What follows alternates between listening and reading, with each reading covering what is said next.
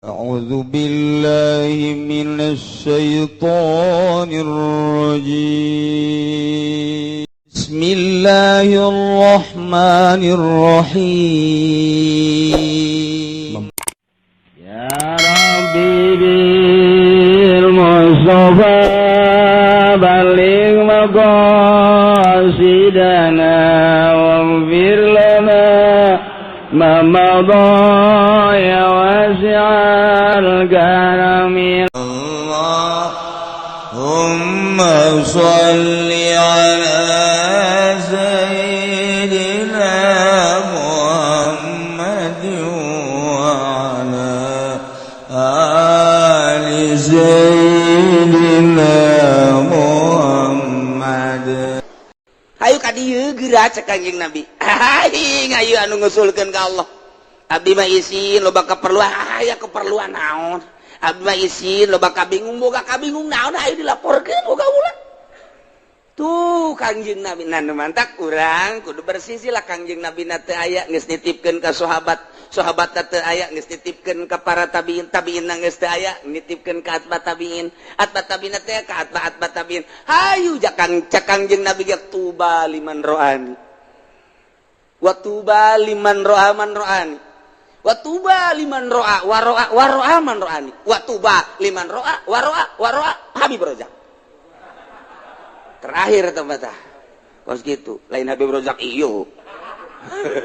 tuba tinggal deketan ieu saha nu sok loba maca sholawat ijazah sholawat lobakeun heula maca sholawat ulang hayal jadi marifat ulang hayal jadi wali sholawat bae heulana wayu bae bari lempang sholawat bari diuk sholawat nungguan kitu di masjid maca sholawat deuk dahar maca sholawat ngeuk sare maca sholawat bila perlu ka pamajikan ya Allahumma sholli ala cak pamajikan kieu abad teh cenah cak sholawat beneng ngeuleunun le pas menjeunah nganggeus Allahumma sholli cak pamajikan Habib kok napa ngededet sholawat nih. Nah, nu batok sholawat ka Kangjeng Nabi aya sholawatna nu mana ke ngajurus lamun sholawat munjiat qadiriyah hendak sabandiyah ka dituna sholawat nariyah syadziliyah sholawat fatihah ieu ka dituna adalah tijaniyah sholawat atuh ka ditu aya jurusan-jurusan sholawat teh deka mana ieu urang aya ngajurus jumlah sabaraha sih kieu sholawat saeutik 4444 sholawat saeutik ngitungan mah bisa aya ente nu talar mana hiji naon Allahumma sholli ala Muhammad eta doang hiji jeung Ibrahimiyah paling ge eta bae geus tahan madak eta baca berzanji teh sholawat assalamu alayka zainal anbiya ya assalamu alayka atqal azkiya ya assalamu alayka eta teh urang lamun nyaho ka hartina indah jasa alfal asfiya ngeunaheun azkal azkiya mir rabbis samai terus nu mantak ngarenung bae urang peureum bentak jeruk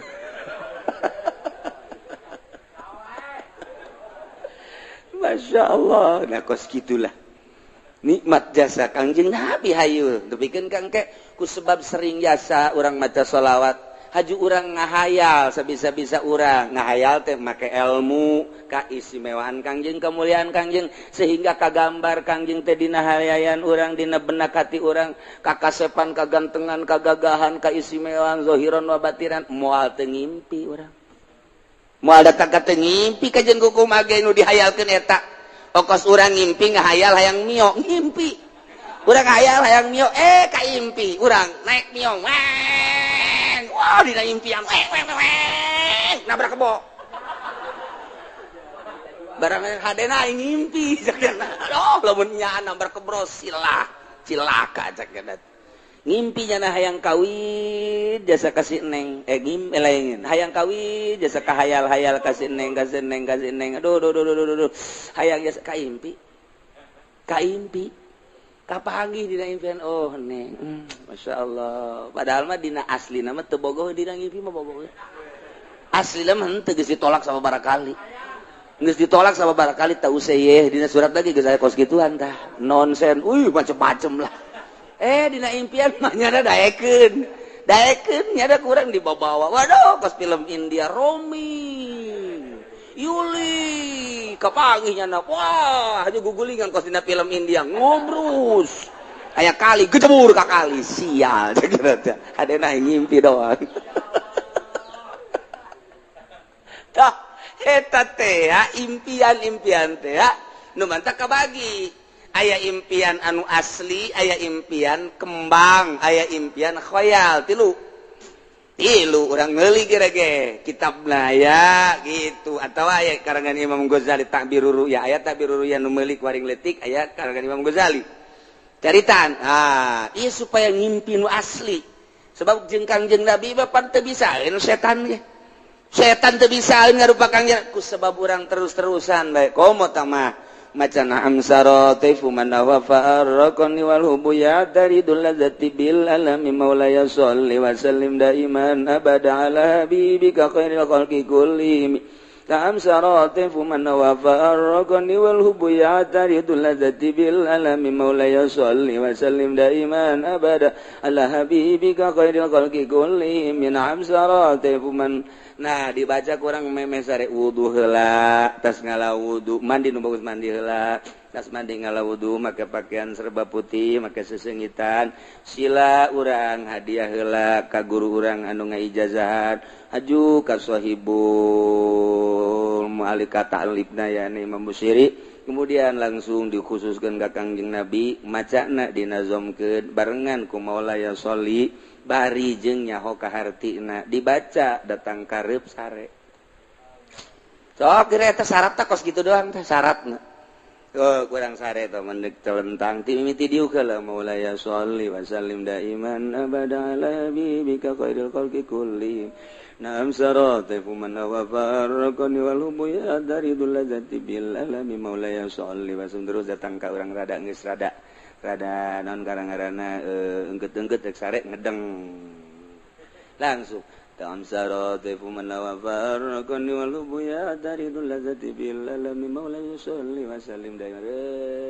PS sakali henteu dua kali kaditu da mangin pasti jasa kula caritana bulan puasa tah terus bulan puasa tuh lempang ka Imah Ki Soleh di Imah Ki Soleh lewat jembatan ayo jalan kakak tuh kukula nanya ayo si jalan ke mana ieu nanya wi jalan ke Madinah padi Imah Ki Soleh sebelah teh belah diri Imah Ki Soleh ieu Madinah sudah jalan anyar cak nu ditanya teh nu bener ieu jalan anyar bagus teh guguran we kula lompat bener teu kebal aya Masjid Madinah ya Allah jah ieu Masjid Madinah ieu aya orang Arab kan anu unggal lawang aya orang Arab kula dikasep tidak boleh ini khusus orang Arab cek yang juh neangan deui lah aing nyaho lah loba lawangna cek urang teh pulau itu aya deui orang Arab udah kasep tidak boleh khusus orang Arab cek yana orang ajam tidak boleh lupat kade itu unggal lawang aya orang Araban cak pemikiran teh jak Kangjeng Nabi malai nabi orang Arab jan nabi kabehan naik aing ka jeung kumaha ge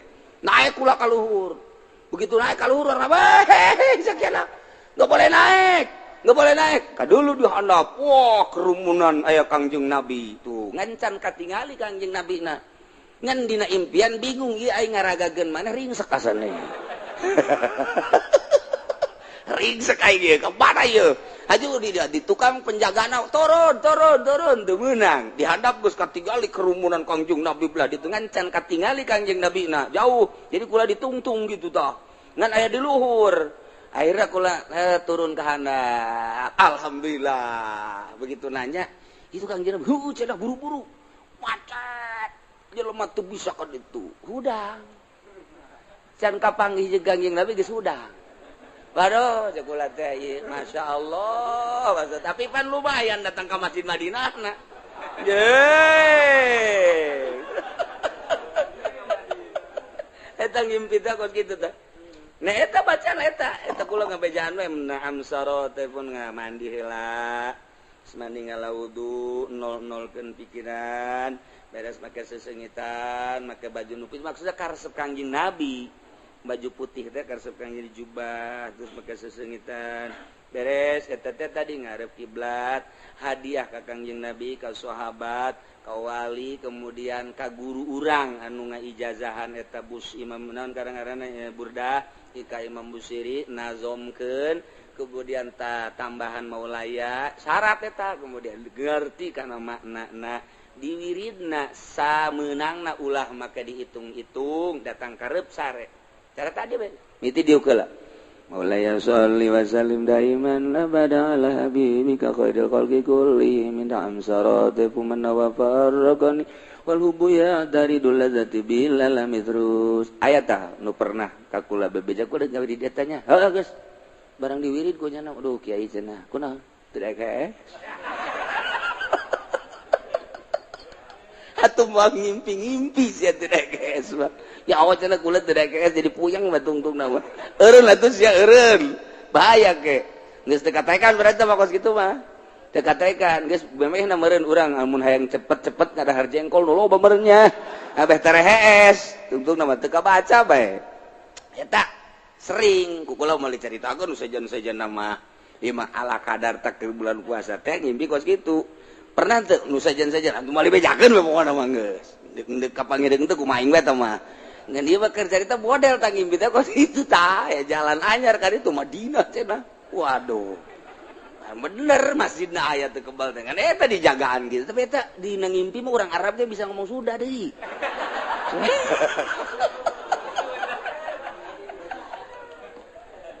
wah geus abah bebeja baheula abah waduh tos ngimpi kasasawan teu bebeja ka kula bebeja aduh abah anu ngimpi kapanggih jeung Kangjeng Nabi pohara jasa eta mah geus pohara aju di Madinah eta mah lain ngimpi aneh abah mah mantap kaju 3 poe teu ka masjid tah abah moal ka masjid cenah 3 ieu mah heulanan kurang henteu bebeja asa sare asa henteu aya Kangjeng Nabi nu mantak atuh teu ka masjid abah asal eta kitu asa 3 poe masyaallah geus saya caritakeun tah eta wiridanna eta ngan abah terus munjiata nu paling dia tah munjiat tunjina mantak kudu diijazahkeun heula eta Kangjeng Nabi asal geus urang kapanggih pernah kapanggih jeung Kangjeng Nabi bae lain neuleuna naon ihina neuleuna naon teh hina eueuh deui pangindah-indahna ngimpi kapanggih jeung Kangjeng Nabi mah indah jasa nikmat jasa kababayang bae deui moal poho-poho indah kapanggih jeung Kangjeng Nabi moal poho-poho jeung diresep keneh maca sholawat teh diberesep aya nu kabari bebeja maca sholawat mujiat cenah kiai haju ngimpi kunaon kapanggih jeung maung wah saya ijazahna di mana di Habib Rozak pantes satu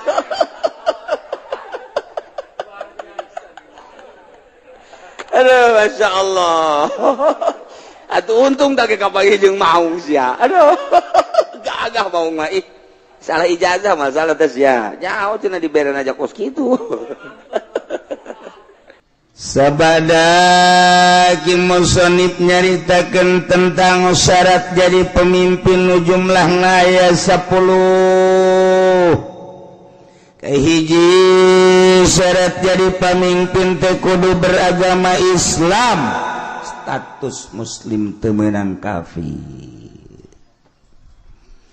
wa kudun mukallaf teu meunang budak leutik teu meunang muedan ilu kudu urang merdeka teu meunang kasipatan kuroki amat hamba teu beunang opat zakaron kudu lalaki ulah cewek ulah awewe gesing hade lamun geus diulah berarti bakal namun dipilih nimbulkeun karusakan tur nu milihna doraka sing hade nu kamari pernah milih awewe kudu ditobatan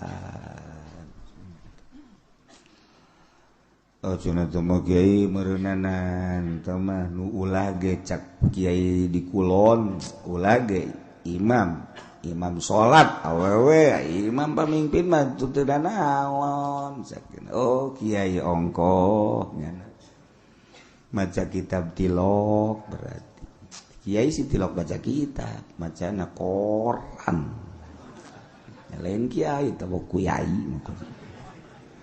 munnya ge maca kitab kita baca tazakaron jadi kiai pan di negara urang mah lain negara Islam negara demokrasi sarua ketika urang berhadapan jeung masalah eta urang babagi supaya ulah terlalu jero teuing kasalahan urang geus masalah demokrasi nyeun kasalahan meleg-meleg atuh ulah keun beta mah nyeun aturanna demokrasi urang kuari mah ulah terlalu ketiban tangga jatuh ketiban tangga jadi rengse teman kayak gitu bara jatuh doang teu ketiban rada deres bae paling ringsek doang geus nah jadi urang ulah sadajan di negara demokrasi ulah dipilih awewe aja nyelamatkan diri orang baik si aya kiai anu ngajakan oh kiai geus mangga yang kiai bae teh mangga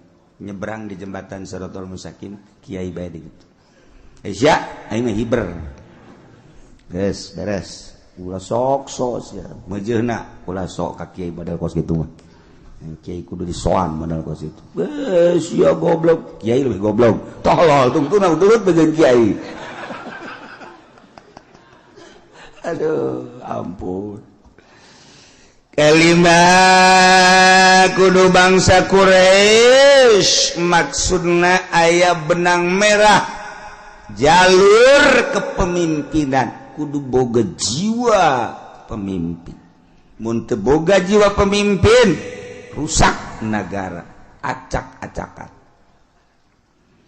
Kagenep adlan kudu nu adil benar-benar teu mementingkeun diri sendiri nyana siap untuk membangun bangsa jeung negara aya tanda-tanda keadilanana sebab kadeuleu kurang hiji mun naik mobil kacana tilok ditutupan mana coba teangan pemimpin anu teu nutupan kaca moal dua mun boga rokok nyana teh kadeuleu masyarakat nah hayang ngarokok kajen teuing nyana teu ngarokok rokona dibikeun ka masyarakat tah eta kan ngeunaheun kana hatena meunang we satahun pajakna dicokot rokok dibikeun pajak dicokot bloon nu jelas kudu adil urang neangan adil hese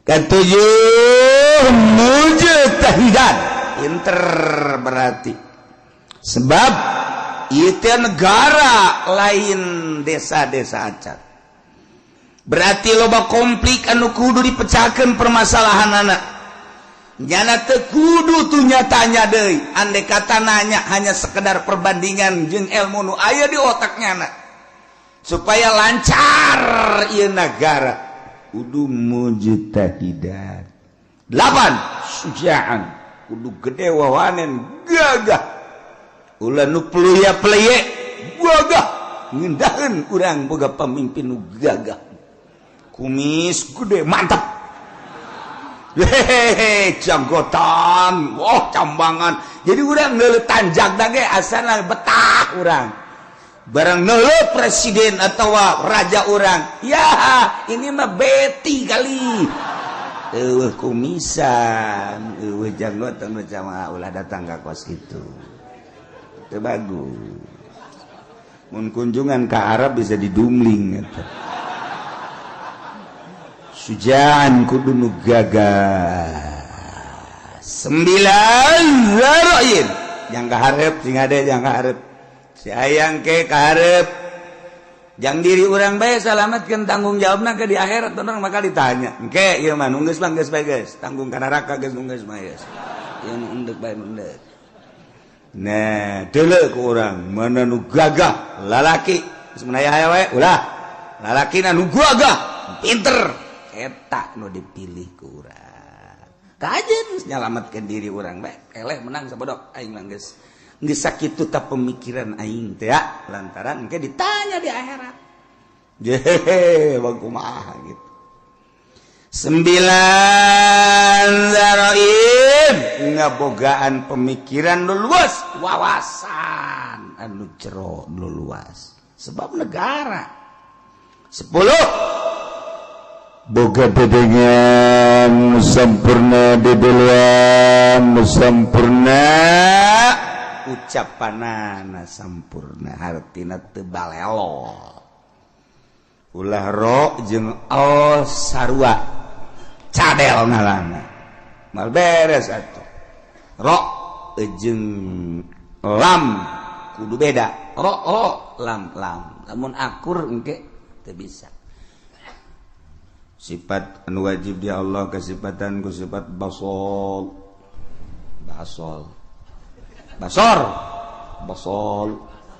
ro basol empatnya naon cadel jadi basol ro lain l tuntuna dikurangan sifat wajib di Allah sifat baso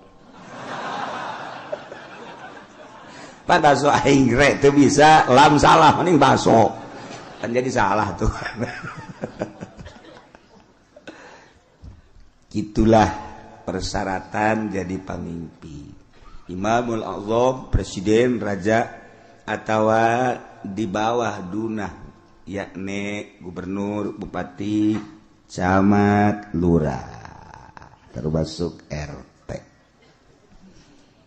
itu teh raja RT teh sakarajaannya ana wae sa RT itu nyaritakeun RT raja atuh make celana pendek pada RT raja kuari deuk nyaritakeun kasahanana jadi imamah kumaha ieu sahna nyana jadi pemimpin seseorang anu memenuhi persyaratan 10 tadi sesuai dengan kriteria anu tadi nyana bisa sah memimpin bangsa ku 3 perkara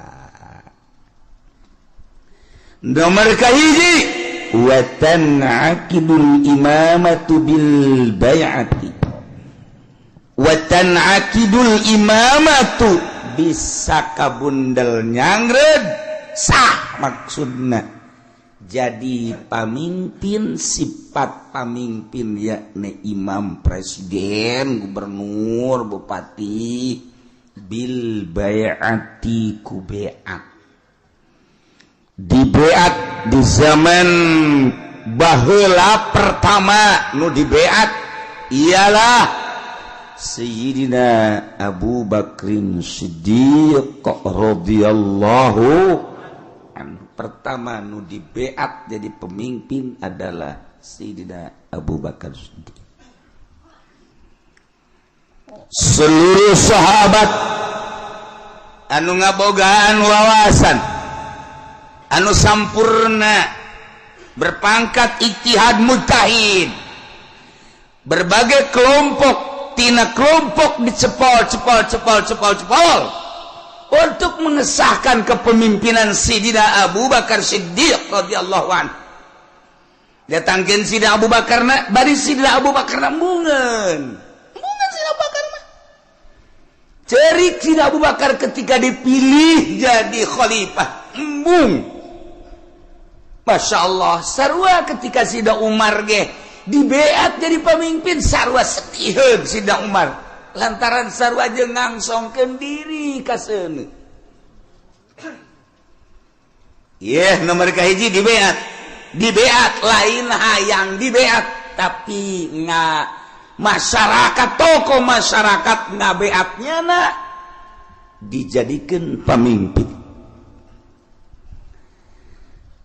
Mentek dituk Kangjeng Nabi tanda akhir zaman geus deukeut datangna Dajjal. Nomor kahiji masa cepet as-sanah kasyahri wa syahru kasab wa samakal yaum al-yaum kasa'ah as-sa'ah kal dakik dak atuh daki maka itu. Nah, satahun ko sabulan ko saminggu ko sapoe ko sajam sakumaha okos meuleum daun korma anu garing. Perat beres. Perasaan urang di akhir zaman engke cak Kangjeng Nabi perasaan manusia di akhir zaman geus deukeut datang Imam Mahdi neta teh cepet jasa. Kuari geus hampir kabehan nyaritakeun cepet. Kahiji. Disusul kedua yang mukjizat Kangjeng datang ka kos kitu teh nyaritakeun masih kana jauh ribuan tahun ku Kangjeng Nabi geus dicaritakeun. Di akhir zaman sabada terasa cepet ku kabehan zaman bakalna cuaca genjlong. Cuaca genjlong teh artina nu ngaran usim hujan, nu ngaran usim panas. Usim hujan dieusi ku panas, usim panas dieusi ku usum hujan, sehingga sulit bagi petani untuk menerka musim hujan iraha. Sebab teu jelas hujan, teu diperkirakeun bulan eta hujan bae. Teu diperkirakeun bulan eta bakal teu hujan, teu diperkirakeun bakal hujan, henteu jadi genjlog waktu. Eta geus tereh deukeut Imam Mahdi datang. Nu paling deukeut engke setahun hujan teu eureun-eureun. Hujan beta mengacrek bae hujan ke eureun sajam 2 jam mendung deui hujan. Ke eureun sajam 2 jam 5 jam aya genep jam eureun teh hujan ke hujan deui ngacrek bae hujan. Ke aya 12 jam teh hujan berarti sapoe tapi mendung. Ke beuting na hujan atau peuting teu beurang hujan setahun kitu bae. Cuman eta hujan teh layum bitun nabat henteu ngajadikeun tatangkalan ongko hujan tapi gararing. Teu jaradi pepelakan nu melak naon bae ge biasana mun kahujanan nyembrung ieu mah malak garing. Teu jaradi. Nah lamun geus eta terjadi eta geus detik-detik terakhir bakal datang Imam Mahdi. Kuari mah kakarak datang ge ka hiji perasaan cepet zaman, nomor kadua waktu geus ada ngagenjlog kuari. Musim hujan, musim panas. Mata Kangjeng Nabi masyaallah ieu mukjizat Kangjeng Nabi. Kula wasok mutalaahan ieu mukjizat pohara geus karasa kuari. Tinggal ngecek hujan. Engke aya suara di berbagai pelosok. Di kaler aya suara seperti suara ki trompet. Atawa suara ti kidul. Atawa ti kulon suara. Ke ti wetan. Atawa ti jerotan aya suara gesekan-gesekan. Atawa suara ti luhur ieu geus sarua geus tereh datang. Nah ieu ngecrek hujan ti Kangjeng Nabi bakal ngecrok tapi teu jaradi tatangkala. Panas ongko usim hujan tapi panas. Okos urang naik mobil mewah tapi kesangan. Slobapan ku naik mobil do mau Fortuner, AC-na gede. Tapi di jero mobil kesangan. Sebabnya di udag-udag hutang. Mobil lagi ngeriditan hutang. Kawin mah aya 3 aya 4 nah ngan dibobodo kabeh ge ku duitna ngahutang di bank. Nah ieu ge di akhir zaman bareudak. Jing ke baru hutang kabeh. Masya Allah. Peneleuan hadis Kangjeng Nabi akhir zaman geus rada loba di antarana engke jelema lalumpatan menuju neraka. Cak Kangjeng Nabi di akhir zaman mah kabeh jelema lalumpatan menuju neraka. Sahabat caricing bae. Maksudnya salah tante Kangjeng Nabi ngomong nyarita. Kanjeng Nabi balik deui ngomongna di akhir zaman mah jelema lumpat kabeh ka neraka percis kos kuya mun dibahasakeun urang mah kos kuya ngagejeburkeun diri ka cai kuya di luhur aya naon bae gerbek-gerbek blus kuya mah ka cai aya naon gerbek blus ta ieu masyarakat manusia di akhir zaman percis kos kuya nyalametkeun diri ka cai ieu ge lalumpatan ka neraka. Jadi ngegejebur-jeburkeun maneh ka neraka di akhir zaman mah. Sahabat tetep masih culat-cileuk keneh wae. Masa sih cak hatena. Neraka kan seuneu. Mun jelema kudu ngagejeburkeun ka seuneu. Ima jelemana meureun teu normal di akhir zaman teh wae mah Kangjeng Nabi salah ye. Masih didengekeun bae ku sahabat. Asana meureun aya kekeliruan ieu Kangjeng. Kangjeng Nabi kan weruh sadurunge winara. Sahabat teh masih kere culak-cileuk. Bangun teu percaya cak Kangjeng Nabi di akhir zaman ke jelema lalumpatan menuju neraka. Percis kos kuya nyalametkeun diri ngagejeburkeun ka cai. Engke jelema masing-masing kabeh berduyun-duyun. Malah mah mun aya anu rada lambat kunyana disingkirkeun lambat amat sia ka neraka.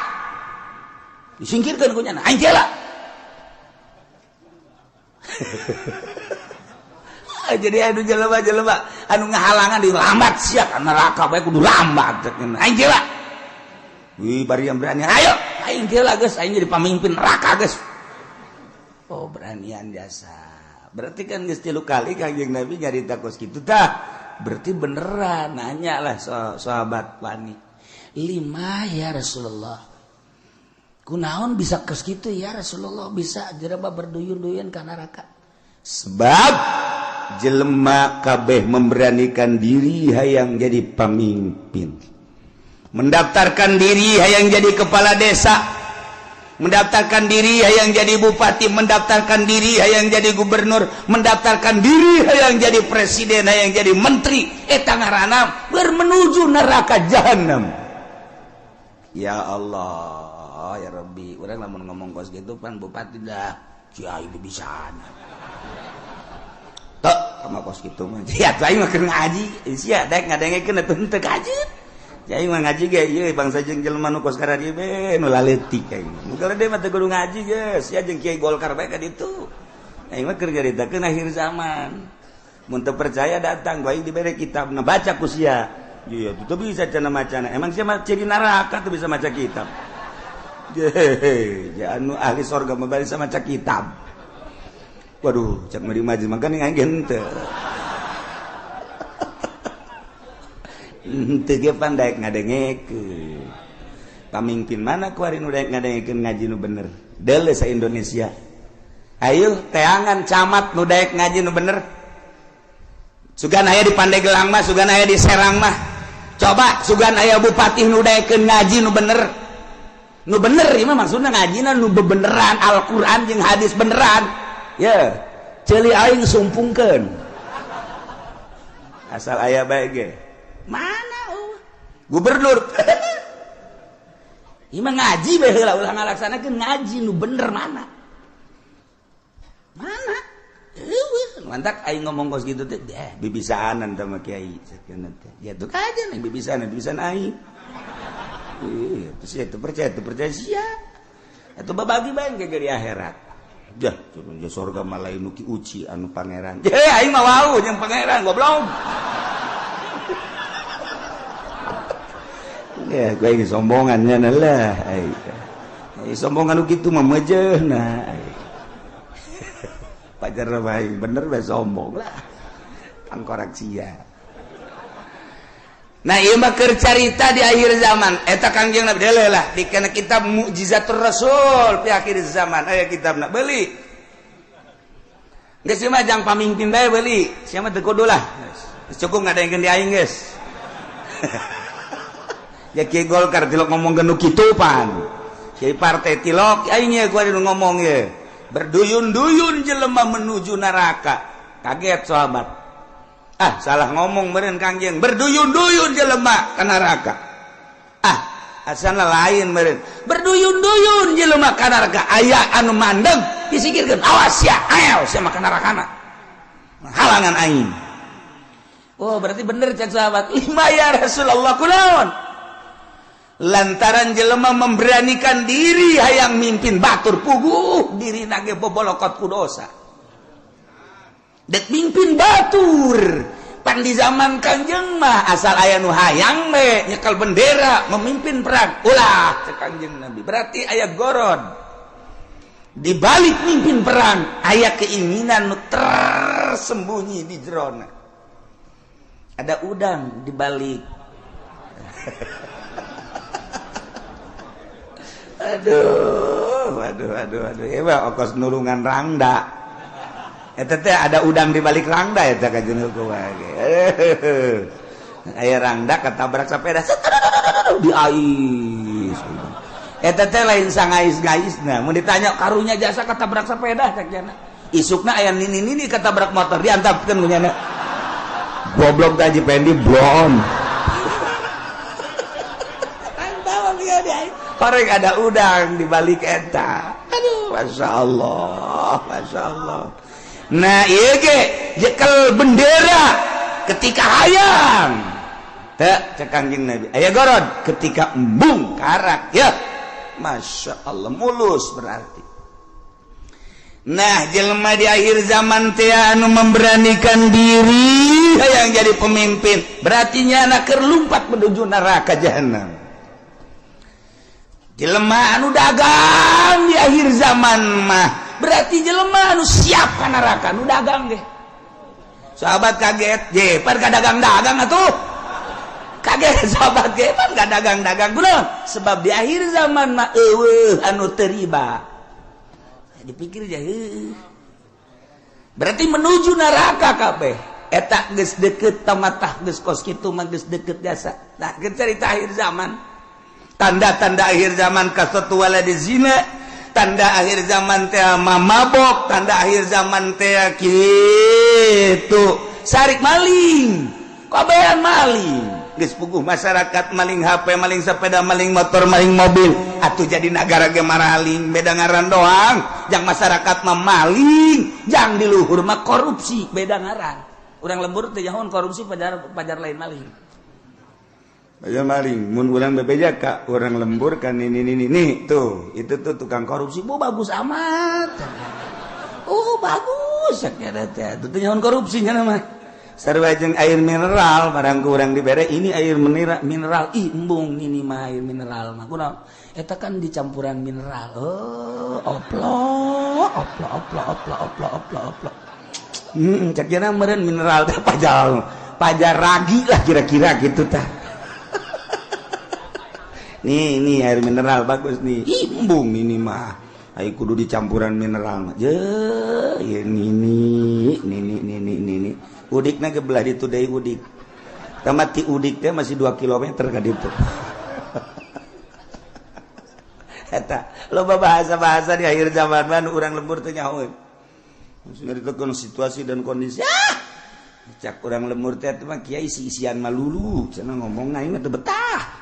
Orang lembur atau diberi bahasa kos gitu ternyata ndek intelekan jadi orang lembur teu ngarti eta teu nyambung ngaran di lembur mah ngomong lembur bae so sekolah ye loba jasa nu nitahan bahasa Indonesia teu betah aing mah emang teu betah teu bisa aing teu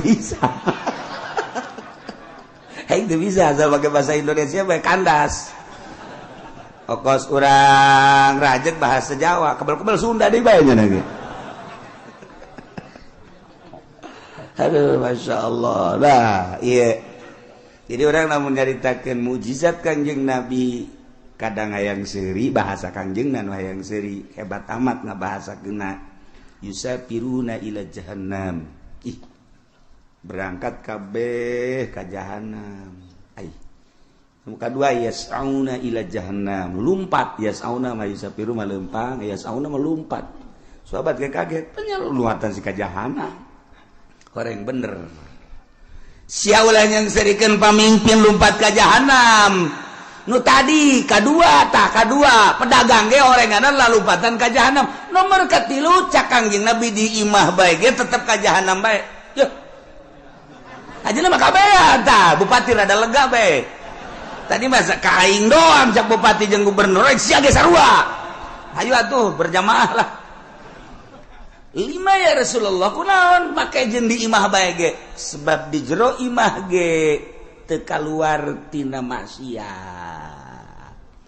Di jero imahna, di jero kamar, di jero kamarna nyieun kamar deui, di jero kamarna nyieun kamar deui, dipoekan tetep maksiat bae. Allah Karim. Sebab apa di jero mainnya geus bisa make jaringan internasional. Sanajan di jero kamar, kamarna di kamaran deui, kamarna dipoekan, tapi nyana bisa nempo Hollywood. Di jero kamar, kamarna di kamaran deui, dipoekan, tapi nyana keur aya di Hollywood. Ya Allah, ya Rabbi. Masya Allah. Pindahkan. Keur aya di California. Masya Allah. Pohara. Ya Allah. Jauh teuing lah ke California mah. Pencet deh Texas. Woi. Cek nini eta sih negara mana? Ulah loba omong nih. Nini mah nini bae nyahona paling ge bojong bae. Kendal bae nyahona bangsa nu karari itu bae teketos bae. Geus nyahona kadinya bae. Pugu di bojong geus sarujeng di Texas kuari mah. Eueuh nu teu akur kuari. Kahirupan di Amerika jeung di Citra aja atuh beda. Kahirupan di California jeung di BSD aja teu beda setika-tika can akur. Sok deuleu naon nu eueuh kuari. Di BSD lamun di Amerika urang ningali minuman bebas. Urang turun di pesawat di Abu Dhabi. Oh, minuman ti mimiti segede cinggir datang ke segede awak. Minuman haram. Aya digelar. Di Abu Dhabi, cek urang ieu negara Islam nama ieu, tapi pan minuman pohara. Meuli urang roti di dinya. Plek, nu belah ditu belah kulon nyelempet dibuka. Aya gambaran jerona. Roti. Kula gitu bebejakan nu sejen kula doang eta.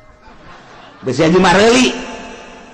Roti meuli roti garing belah ditu belah ieu kan minuman tuh. Wow, barulut tempatna tadi Abu Dhabi.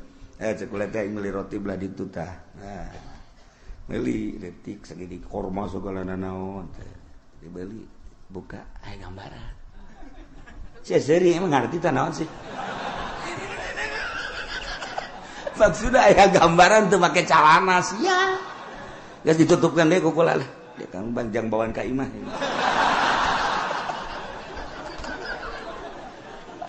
Masya Allah Karim. Itu beres. Haji caritana ieu kan aya ngarokok, kan teu meunang ngarokok bebas. Ayalah tempat-tempatna di bandara teh, di ditu hiji, di dieu hiji dia ya. Karena ada sepi di dia ya. Ulah asup ka dinya. Heuh, keur asup mah kula sorangan. Meunang meureun samenit, brus urang baru le datang. Marah ke calana. Make sakieu. Ya, aing betah ya cek. Perlakuan ngalakukeun nu teu senonoh di jero di hareupeun manusia geus biasa kaluar we kula. Masyaallah Karim. Eta di Abu Dhabi, kos kitu di Abu Dhabi encan di jerona eta kakarak di bandara. Masyaallah Karim, encan di Amerika na, encan di Inggris, encan di Jerman, di Prancis.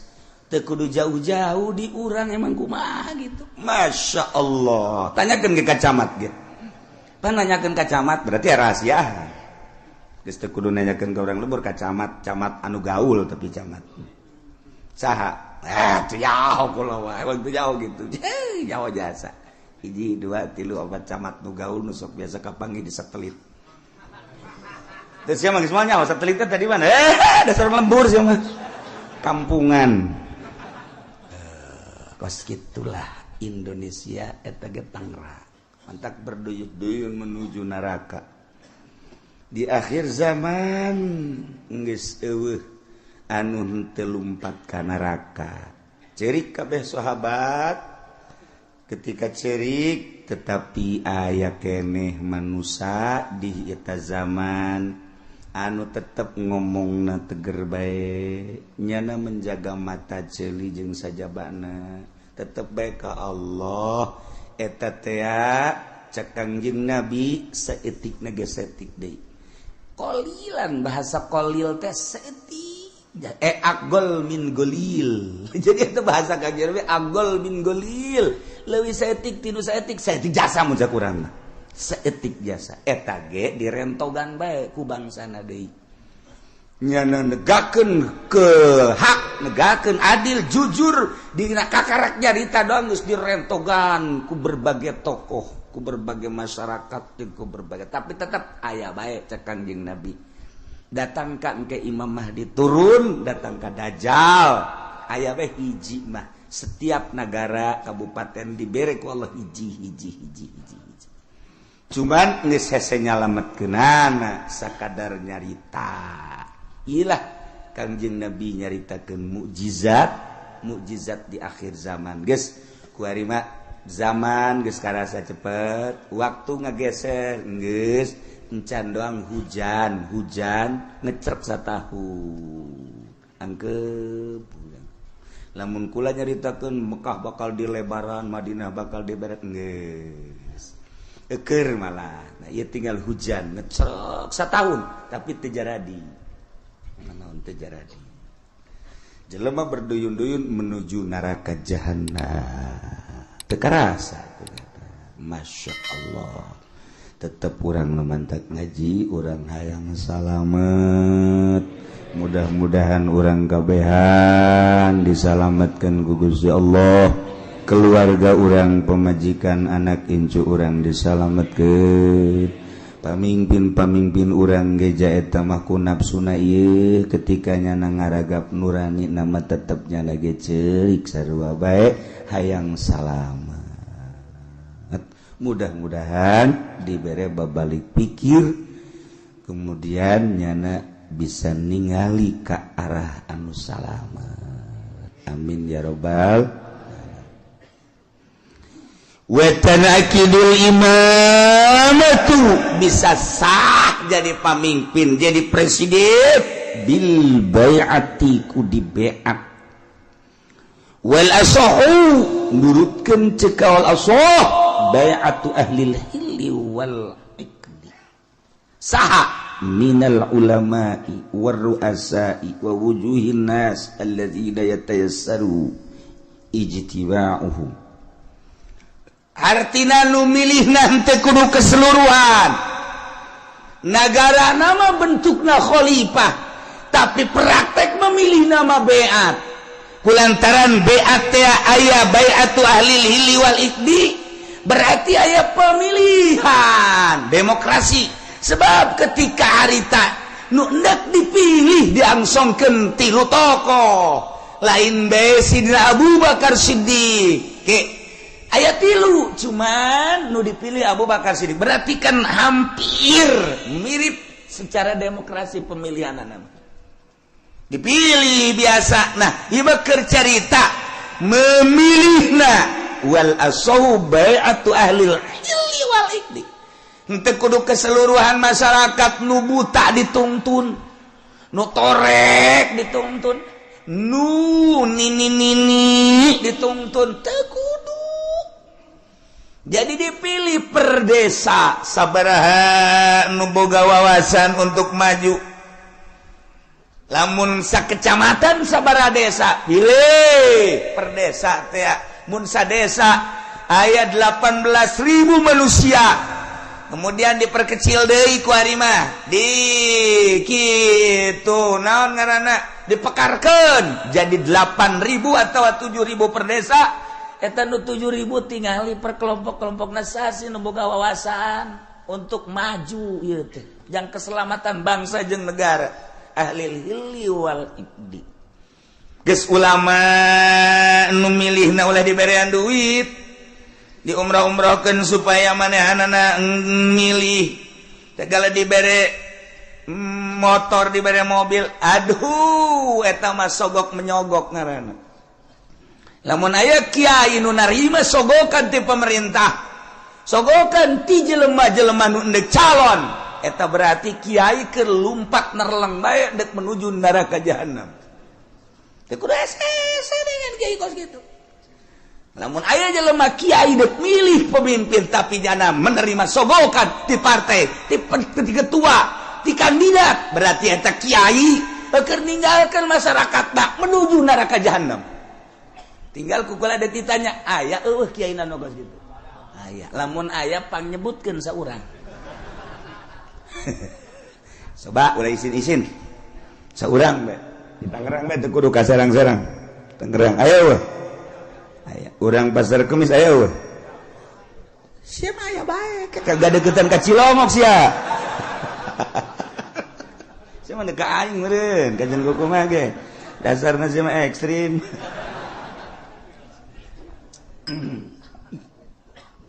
Nah, ulama memilihna boga wawasan. Di samping ulama ruasa, pemimpin-pemimpin, tokoh-tokoh, wa wujuhin nas, tua-ketua manusia anu gampang kumpulna dalam rangka menyatukan visi dan misi untuk memajukan bangsa jeung negara. Masya Allah, nu milihna nu kos gitu.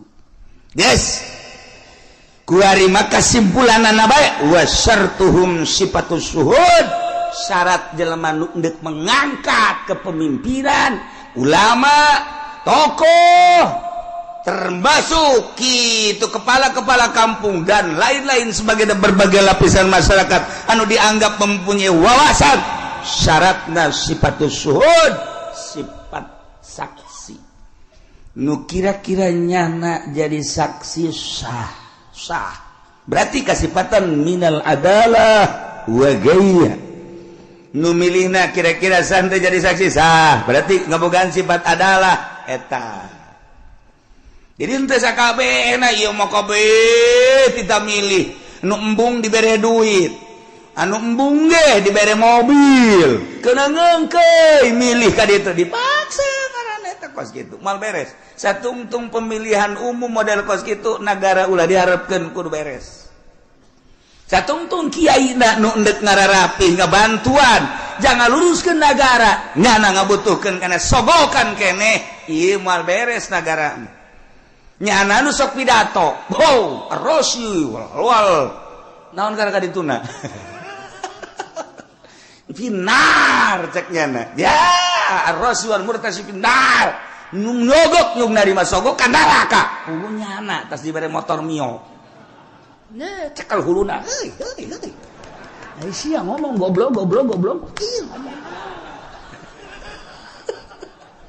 teu bareres goreng kiai okos jelema di kota Allahu akbar we naon Allahu akbar pas azan Allahu akbar hes ai tiap tadi Allahu akbar beratas itu Allahu akbar waya azan hes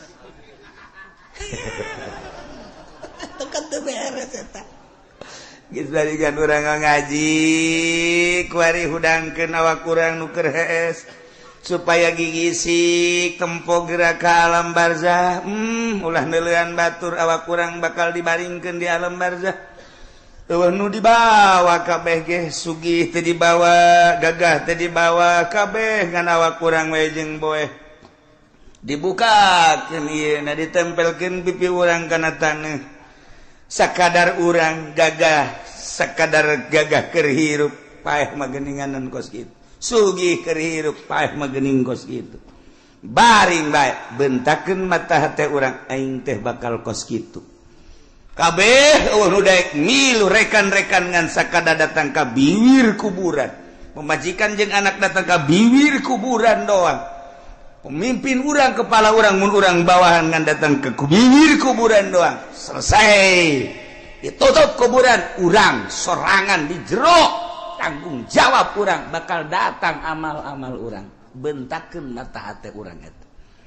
Nah lamun geus bentak itu kan rada dijaheueuh horengan eta ngaranna bentak udang ngaranna geus inget kanu bogana ka Allah Subhanahu wa ta'ala. Nailah di negara Islam cara memilih pemimpin di beat. Cara ngabeatna cekawal asob bayatu ahlil hilli wal ikdi, ngabeatna ahlil hilli wal ikdi yakni minal ulama war ru'asa wa wujuhin nas. Ulama-ulama jeung pemimpin-pemimpin jeung tokoh-tokoh masyarakat anu mudah berkumpulna untuk menyatukan visi dan misi dalam rangka melajukan bangsa jeung negara. Syaratna sifatus suhud kudu sahnyana jadi saksi. Berarti kasifatanku sifat adalah ulah kabehan memilih jam milih nagenya nama henteu boga wawasan. Henteu boga wawasan jang ngemajukeun umat bangsa jeung negara. Teu boga pikiran kumaha ieu bakalna lamun dipimpin ku seeta negara urang, perpolitikan, perekonomian, perbudayaan, leuwih agama. Lamun urang geus nyaritakeun agama, kan mayoritas di Indonesia mah urang geus korban. Jakarta geus dipimpin lain ku muslim tapi ku kafir. Teu beurang di jerona kan aya musliman. Eta geus bentuk kasalahan. Mangga bae ieu negarana demokrasi kan tetep bae. Urang teh hese ngayakeun muludan di Jakarta. Cobalah gubernur dipersilakan untuk nyambut. Aju nyanang ke kumaha nyambutna? Hah? Wih. Sebuah nirwana. Lain Kangjeng Nabi nyarekan nirwana, golok ya. Nyaritakeun rajaban panggil coba mal bisa. Jadi geus agama mah macet, sedangkan Indonesia mayoritas agama atuh kudu dihormati mayoritas kajian kukumaha ge. Nu mantak ti baheula di urang mah negara demokrasi terpimpin teu murni, henteu bisa nuturkeun Amerika langsung ka pusat ka ditu secara utuh. Sebab lawan mayoritas Islam, loba ulama-ulama, loba wali-wali. Aya kesenjangan atuh lamun kos kitu.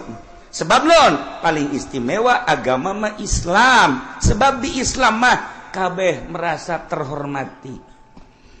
Kristen dihormati ku Islam mah. Buddha dihormati ku Islam. Katolik dihormati. Pokoknya masing-masing. Tetapi anu bercokol memimpin tetap kudu Islam. Nyana tetap dinaungi. Tingali riwayat para khalifah. Tingali riwayat para khalifah khulafa ur-rasyidin. Kabelah dieuna mentak 35 tahun masa kenabian, masa kekhalifahan, kemudian ka dieuna sultan, kabelah dieuna mah kabelah dieuna cek Kangjeng Nabi sabada eta geus ka ditu acak-acakan. Nya khairul qurun qarni. Terus mayali ali. Nah, berarti Kangjeng Nabi terus sahabat tabi'in tidinya ka dia acak-acakan. Urang di zaman acak-acakan tapi masih keneh bisa maca Quran, maca tafsir ieu ge anugerah ti Gusti Allah Subhanahu wa ta'ala. Di zaman akhir anu geus lain lalagaan, urusan riba, urusan keadilan geus eueuh, kejujuran geus eueuh, tapi tetep bae aya keneh nu beuntas saurang-saurangan di negara aya komo di masyarakat mah teu rusak kabeh. Sakieu geus alhamdulillahirabbil alamin. Salamatkeun diri urang, eueuh nu ngarunyaan ka diri urang iwati diri urang. Batur mangan sakadar huhahehe doang. Mantak Tan Syekh Abdul Qadir kedatangan tamu. Setelah kedatangan tamu nyaritakeun cintana ka seseorang. Seri Tan Syekh datang deui tamu nyana nyaritakeun cinta ka seseorang. Seri geus beres ngobrol nyaritakeun cinta, nyaritakeun bendu. Kasih anu mah cinta, kasih anu bendu, kasih anu cinta, kasih anu bendu. Cek Tuan Syekh, cinta ente jeung bendu ente tetep neraka jahanam. Kunaon emang? Sebab cinta jeung benduna lain lillah, aya kepentingan. Urang resep jasa ka tokoh nu itu, pohara. Emang kunaon mantak resep sok merean bae. Aing bendu jasa kasih itu, kunaon pelit. kan aing resep biasa ka kiai itu batu emang kudu kiai itu mah naon bae ge menangnya nama itu suka mah menang bae anu mengkredit menang segala menang kalau deposito menang aing geunaheun kadinya aing bebarengan jigana nonton bola tah kiai mah kudu kos kitu internasional aing resep jasa kajana mah benduna kasih itu bendu jeung resepna kabeh lain lillah sarua jahannam keneh masyaallah dah ieu nomor kahiji jelema diangkat jadi pemimpin melalui pemilihan di BAT dipilih ku ahli hilli wal ikdi nu milihna ulama ruasa wujuhin nas yakni nu kasipatan ku sifatus suhud sifat adalah sahnyana jadi presiden lantaran dipimpin ku jelema-jelema ku tokoh-tokoh ku bangsa-bangsa anu ngabogaan wawasan tur ngabogaan sifat keadilan nyana mingpina dengan prima ngeunaheun teu calece falamma qawsaru ayunan nas واسترهبوهم وجاءوا بسحر عظيم الله أعلم بمراد kala ngucap ya Kangjeng Nabi Musa ngucap-ngucapin lapad alku nibakeun sira gawe amrun lil ilmi yaiku parentah kadua ngirinan litaqodimi raqaihim kalawan andingenakeun nibakeunana ya sahara kabeh tawassulan bihi na ara-ara gawe lantaran kalawan Kangjeng Nabi Musa tawassulan kena ara-ara tawassul kalawan Musa tawassul tetaktik ilahi wari lagi mari ngalairkeun hak falamal kau maka samang-samangsa nibakeun ya sahara kabeh hibalahum wa isyahum ing pirang-pirang tampara sahara lan tetekene sahara pirang-pirang tetekene sahara asaharu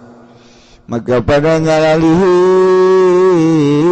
ya sahara kabeh ayunan sing pirang-pirang mata manusia Salapuhan hakikati dokia tegese molakeun ya sahara kabeh aing ayunan nas saking hakikat nemone ayunan nas wasarhabu namring mamadani ya sahara kabehum ing nas khawafuhum tegese mamadani ya sahara kabehum ing nas aisu khayaluha hayatan tasa sekira-kira ngareka ya sahara kabeha ing hibal wa isyahum ayatan tasa ing ulakang gede atau ayatan ing ulat tasa kang luar leori hayah waja'u lanta kaya sahara kabeh bisirin nazim kelawan sihir kang agung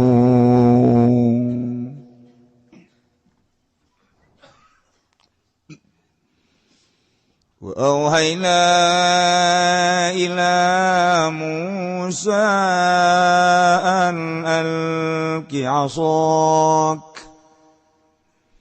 فإذا هي تلقف ما يأفكون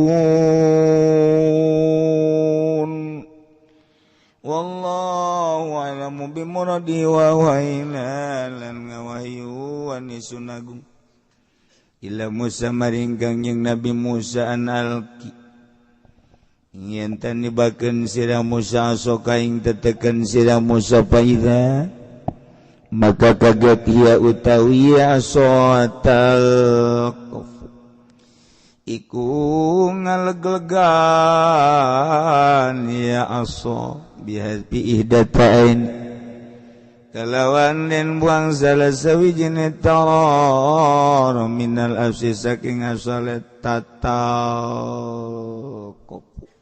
talqub manane tabdali itu tegese ngalegleg ieu aso maya pikunaing barang kang nyarula biasa haro kabeh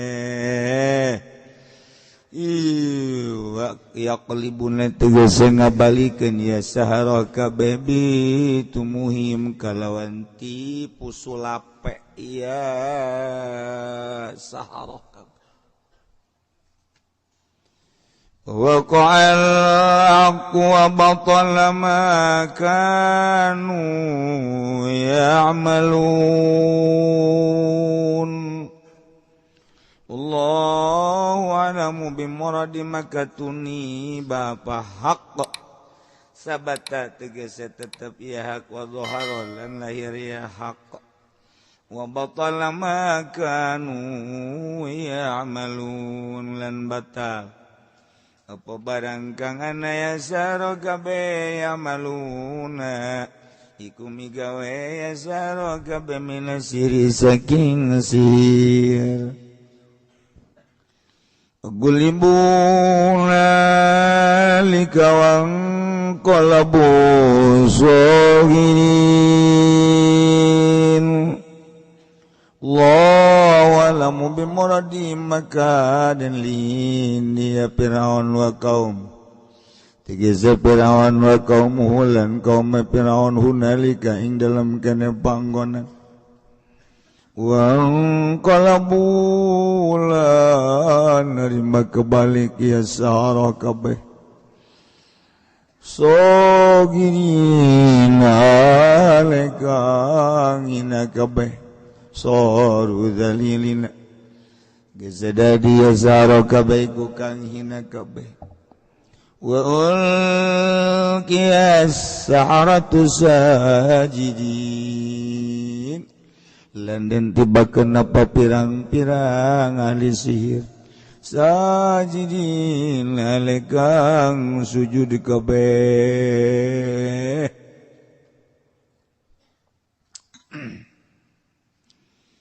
qalu amanna bi rabbil alamin rabbi Musa wa Harun qalu ngucap ya sara kabeh dep ngucapin lapan aman ngimankeun ingsun sadaya bi rabbil alamin kalawan pangeran alam kabeh Rabbi Musa tegese pangeran Musa wa Harun lan Harun li ilmihim kana waruh sahara kabeh bi anna ma syahadu kalawan satuhune barang kang nyakseni ya sahara kabeh ing minal asa saking tetekan la yata'atta bisihri ikora narima tekaya mak kalawan sihir bisihri kalawan sihir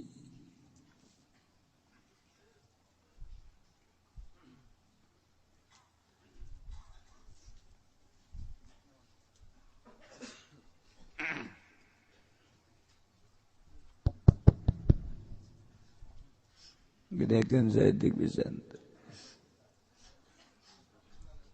Hah?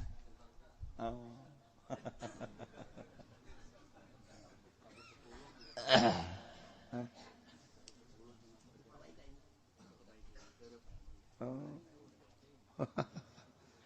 Sebelum enggak sangka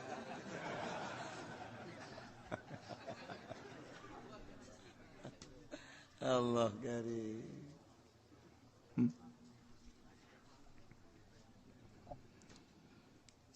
Beneran ya teh keur nyaritakeun tentang pertandingan antara pesihir Firaun jeung Kangjeng Nabi Musa nu mawa mukjizat. Nyaritakeun tentang adu sihir sihir jeung mukjizat. Masya Allah. Setiap rasul terus bae ku Gusti Allah diberi pertandingan supaya ketinggali hakna mukjizat, supaya kadulu benerna mukjizat andingkeun jeung sihir. Lamun para rasul pertandinganana sihir jeung mukjizat, setelah para rasul teu aya, agama dilanjutkan ku para sahabat, dilanjutkan ku para tabi'in, dilanjutkan ku para aulia Allah subhanahu wa ta'ala. Ya terus lamun nabi dibere mukjizat tanding nasir, wali dibere karomah tandinganana tetap sihir. Teluh ulah kaget lamun kiai diteluh, ulah kaget. Ja Kangjeng Nabi ge lamun teu diraksa ku Gusti Allah mah teu diteluh. Sarua bae. Terus datang ka kuari. Terus perseteruan jeung pertandingan antara sihir jeung mukjizat, sihir jeung karomah, sihir jeung maunah. Maunah ulah maunah. Maunah tunggak gajah tah sekali jadi. Pertandingan. Duh cenah aing masih namat jadi kiai. Kos kitu mah jah, cuma lain ti kiaiin meureun. Can ge jadi kiai geus ieu. Eta cenah beusi ditelu. Tuh kayak ujung-ujung nama paeh bae. Di paeh perang syahid. Paeh ragag cilaka syahid. Paeh ditelu syahid. Allahumma ya qadiyal hajat. Siapa amin bangun dek neluh ka aing.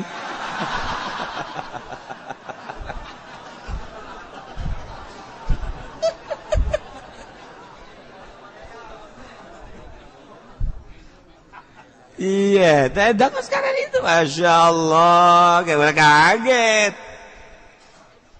Ya orang mah atuh boga pendamping, belah dituna Gusti Allah, besi terlalu keren pendamping Gusti Allah mah isin, aya malaikat tega dampingi orang, mantap.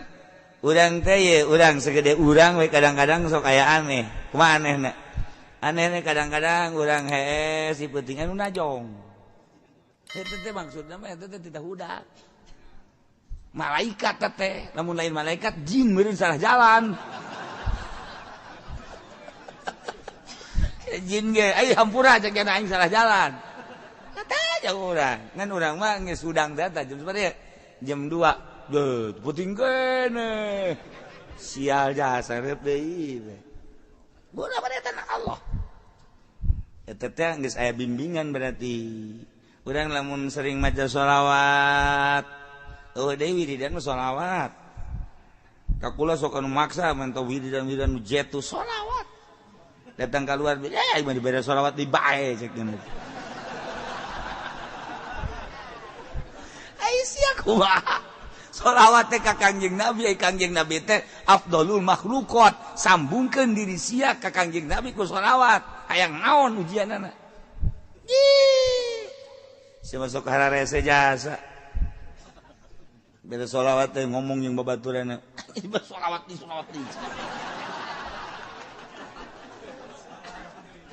Hayang naon atuh sia hayang naon? Nah, urang dibimbing ku Allah, dibimbing ku malaikat. Lain lalagaan bimbingan. Lamun cacak eueuh bimbingan moal kuat. Moal kuat tuh mantap kuat ge. Seorang penegak agama aya ngabimbing. Boro-boro naon nafsu nabe dibimbing ku Allah. Ulah. Nafsu. Ulah, cilaka dibimbing ku Allah. Tah, hayang aya nu ngabimbing model kitu teh eta teh kudu loba hudang ti peuting, kudu zikir, maca sholawat, kakarak di jero hate ngagelempeng blek. Beda. Di jero hate teh aya eusian, Eusi teh eusi ma'rifatullah.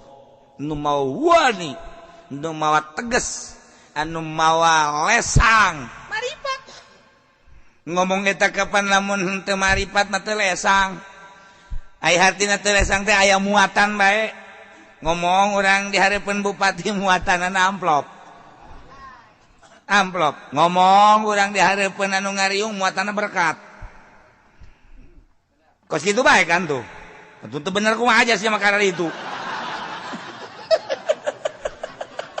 Itu kudu dibenerkeun ku sia aja ingin nyaho.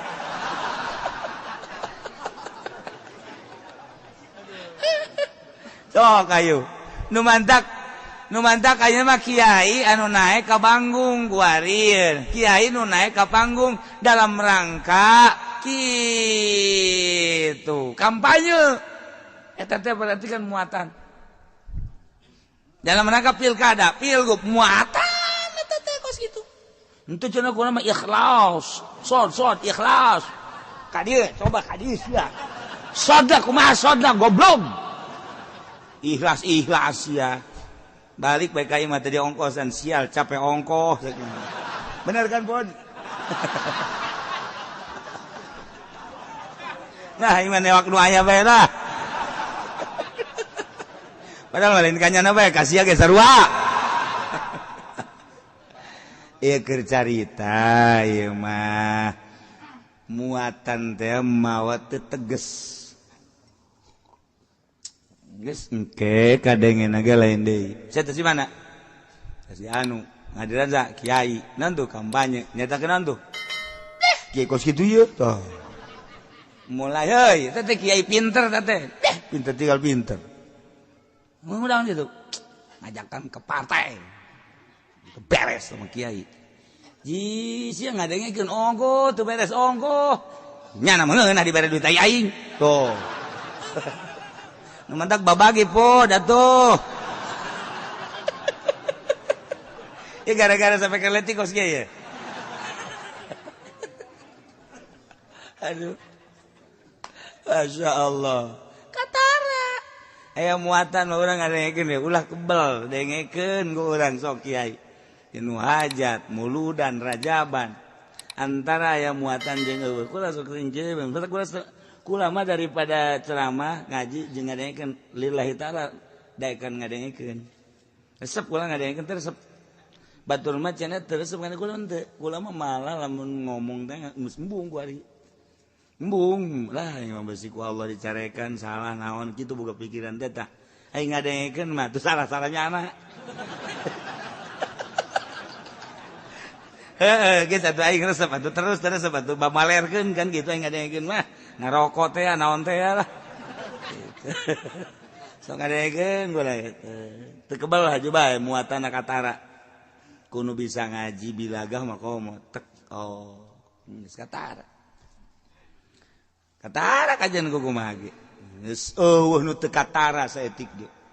Urang ngaji bilagah teh aya makom, likuli makom makol, likuli medan rijal. Aya muktadona. Nganyahoan. Urang. Kamari aya Habib Salim Jindan, NKRI. Marka, naon marka? Bingung kan urang, horeng harga. Harga mati, atuh urang mati nyaho pajar marka. Atuh marka mah jalan cek urang teh. Kunaon eta? Lain haolan nyaritakeun eta berarti muatan NU. NU kan NKRI mah berarti nyana keur nyaritakeun NU. Kabawa ka Habib Lutfina ka NU-NU-an. Nyaritakeun Nusantara kan Nusantara mah NU. Nyaritakeun tentang Muhammadiyah eta teh Sayyidina kan eta mah perseteruan antara NU jeung Muhammadiyah.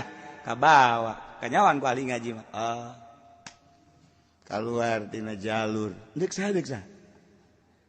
Mantak resep ngadengekeun teh resep. Marga. Aturan mah marga, lamun marga mah di Bandung. Marga hayu. Henteu salah, nu salah ngan kaluar tina muktado cek tukang ngaji bilaga. ya paranti atuh ieu mantak ngaji lun-lun kieu ye sesuai jeung makom sapekerna rusak dilun situasi makom ayo naik naon ieu tok geura kiai mana bae naik ke panggung kanyawan ieu muatanna NU muatanna partai muatanna kitu pilkada pilgub atuh bakal kanyawan.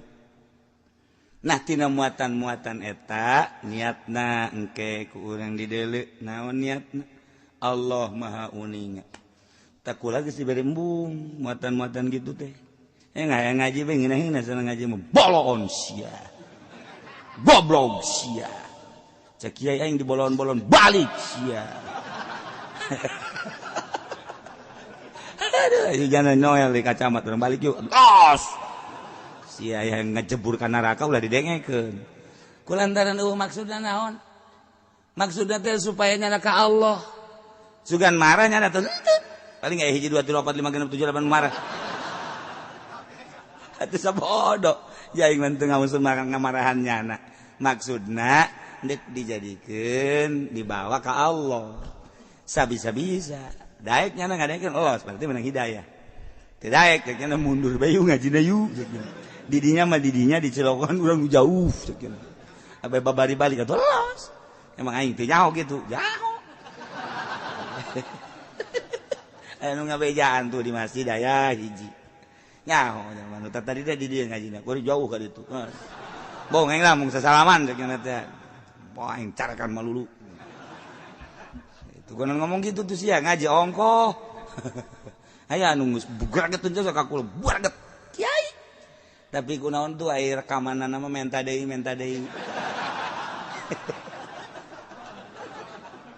emang gua teh nyawa tuh nyaho jaing mah direkam ge embung tiba lagi ulah ngan sararia bae juga rekam aja tak kiai nu tegerseupkeun ka kula teh rekamanana mah boga gunyana terus bae didengekeun eta kan malu-malu kucing ngaranna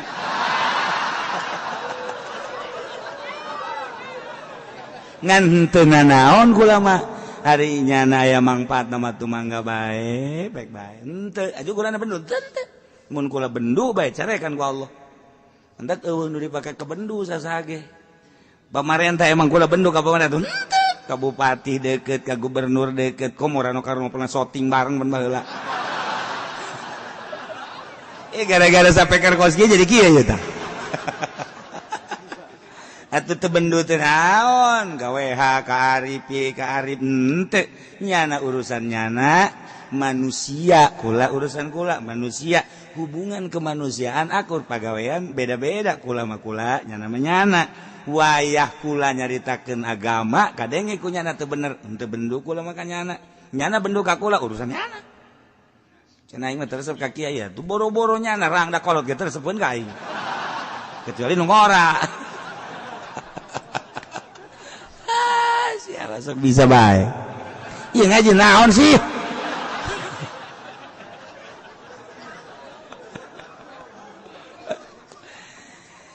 kulantaran ieu dongeng Kangjeng Nabi Musa di luar loba nu ngadarengekeun hayang kelanjutanana urang mah di jero bisa ngadenge di luar makan teu karunya sedengkeun ieu kan rame sebab pesetruan ngadu sihir jeung mukjizat hendeuk diperagakeun ieu teh antara sihir jeung mukjizat kulantaran situasina urang mah bisa bae dipaksakeun di jero di api nu di luar mapan karunya nah ieu mah urang sakieu bae wallahu a'lam.